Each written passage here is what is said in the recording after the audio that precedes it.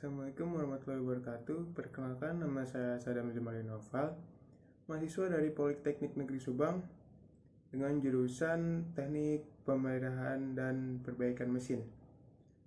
NIM saya adalah 10206028. Pada kesempatan kali ini, saya akan menjelaskan sedikit tentang buku yang berjudul Pendidikan Kewarganegaraan bagi Perguruan Tinggi. Ini dia bukunya. Adapun pengarang dari buku tersebut adalah Bapak Ujang Carda SSH MA MIP.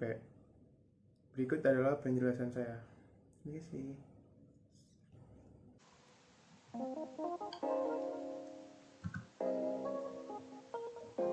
Berikut adalah penjelasan dari isi buku tersebut yang berisikan 7 bab. Yang pertama, bab 1, orientasi terhadap pendidikan kewarganegaraan. Pada bab 1 ini berlatar belakang 1, perubahan pendidikan ke masa depan, dan 2, faktor internal dan eksternal dinamika internal bangsa Indonesia. B, pengertian dan tujuan pendidikan kewarganegaraan. 1. Pengertian pendidikan kewarganegaraan. 2. Tujuan pendidikan kewarganegaraan. 3. Fungsi dan capaian pembelajaran pendidikan kewarganegaraan.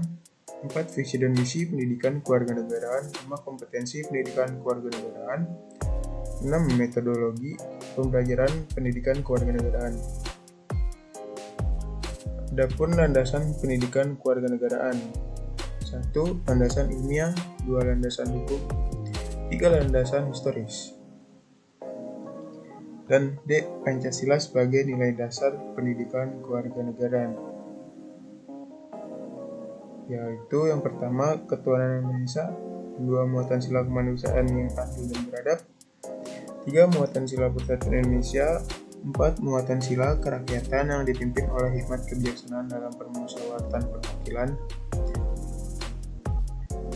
5. Muatan sila keadilan sosial bagi seluruh rakyat Indonesia. Selanjutnya bab 2 yang berjudul memahami identitas nasional sebagai karakter bangsa Indonesia. A. Proses berbangsa dan bernegara. 1. Asal-usul bangsa Indonesia. 2. Asal-usul istilah Indonesia. Selanjutnya B. Identitas nasional yang berisikan yang pertama, pengertian identitas nasional. 2. Unsur-unsur identitas nasional. 3. Faktor-faktor pembentuk identitas nasional.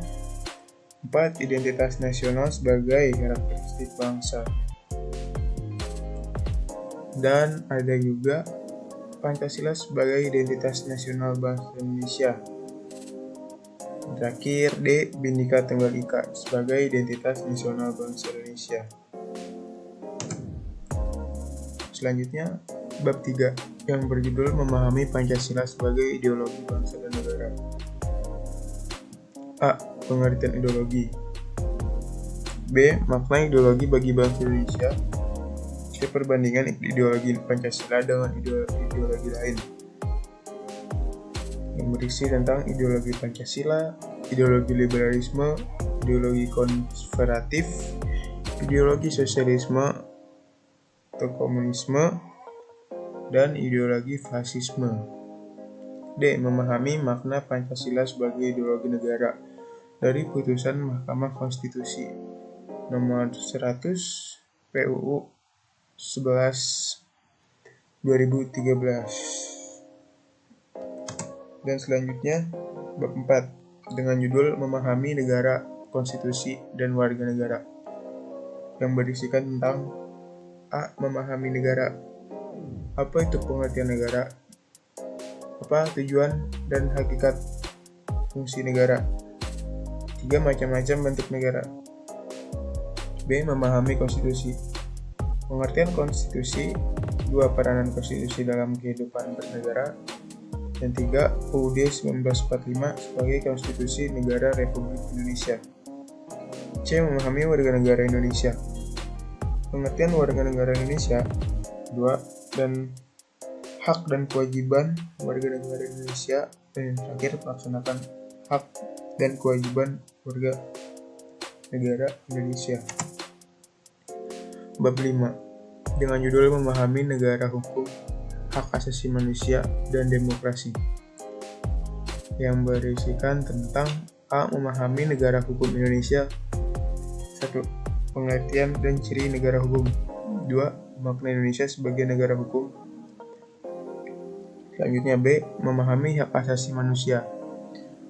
1. Sejarah perkembangan hak asasi manusia. 2. Istilah dan pengertian hak asasi manusia. 3. Macam-macam hak asasi manusia.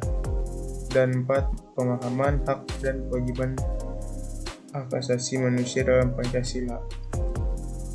C. Memahami demokrasi Indonesia, yang berisikan perkembangan demokrasi di Indonesia, pengertian demokrasi Pancasila, prinsip-prinsip demokrasi Pancasila, dan korelasi demokrasi dengan negara hukum. Selanjutnya ada bab 6 dengan judul Memahami Wawasan Nusantara sebagai wawasan nasional Indonesia. A. Pengertian wawasan Nusantara, yang berisikan tentang faktor untuk mewujudkan aspirasi dan perjuangan bangsa. B. Landasan dan hakikat asas-asas wawasan Nusantara, yang di dalamnya berisikan landasan wawasan Nusantara dan hakikat dan asas-asas wawasan Nusantara. C. Kedudukan, fungsi, dan tujuan Nusantara. 1. Kedudukan. 2. Fungsi wawasan Nusantara. 3. Tujuan wawasan Nusantara. D. Faktor-faktor yang mempengaruhi wawasan Nusantara. Ada wilayah sebagai ruang hidup, geopolitik dan geostrategi, dan perkembangan wilayah Indonesia. E. Unsur-unsur dasar wawasan negara. 1. Unsur wadah. 2. Isi wawasan Nusantara, dan tata laku wawasan Nusantara. F. Implementasi wawasan Nusantara. Yang pertama, wawasan Nusantara sebagai pancaran filsafat Pancasila. 2. Wawasan Nusantara dalam pembangunan nasional. 3. Hubungan wawasan Nusantara dengan ketahanan nasional. Yang terakhir, bab 7, memahami ketahanan nasional dan integrasi nasional Indonesia. A. Ketahanan nasional. 1. Pengertian ketahanan nasional. 2. Unsur-unsur ketahanan nasional. 3. Landasan ketahanan nasional. 4. Asas-asas ketahanan nasional. 5. Sifat-sifat ketahanan nasional. 6. Pendekatan Astagatra dalam mewujudkan nasional. B. Pengaruh ketahanan nasional. Pengaruh hak asasi manusia, pengaruh demokrasi, pengaruh lingkungan hidup, dan pengaruh aspek kehidupan nasional terhadap kehidupan bangsa dan negara. Dan C. Integritas nasional. Integritas nasional dan prioritas masyarakat Indonesia. 2. Strategi integrasi. Dan 3. Integrasi nasional Indonesia. Ya, ketujuh bab tadi adalah isi dari buku Pendidikan Kewarganegaraan bagi Perguruan Tinggi. Ya, mungkin hanya itu yang saya bisa sampaikan mengenai isi dari buku tersebut. Kurang lebihnya mohon maaf. Wassalamualaikum warahmatullahi wabarakatuh.